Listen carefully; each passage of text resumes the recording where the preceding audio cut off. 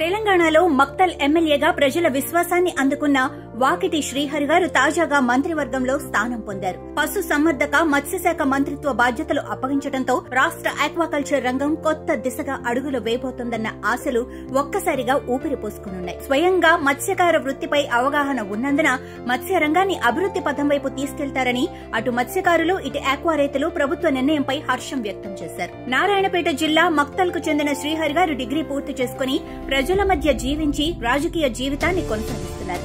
ఆయన 2023లో జరిగిన అసెంబ్లీ ఎన్నికల్లో ఇండియన్ నేషనల్ కాంగ్రెస్ తరపున గెలిచి మక్తల్ ఎమ్మెల్యేగా విజయం సాధించారు.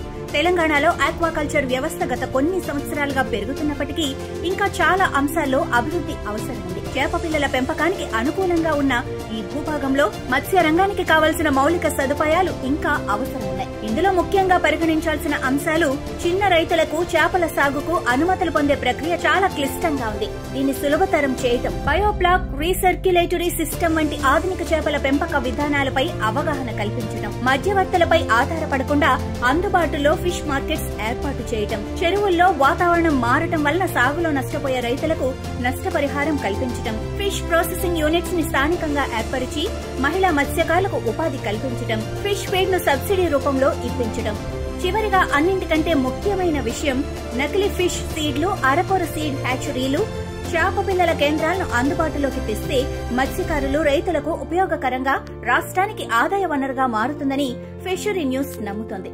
నూతనంగా మత్స్యశాఖ మంత్రిగా బాధ్యతలు చేపట్టబోతున్న వాకిటి శ్రీహరి గారు ఇవన్నీ పరిగణలోకి తీసుకుని మత్స్యరంగ అభివృద్దికి కృషి చేస్తారని ఆశిస్తూ ఈ సందర్భంగా ఆయనకు ఫిషరీ న్యూస్ హృదయపూర్వక శుభాకాంక్షలు తెలియజేస్తుంది.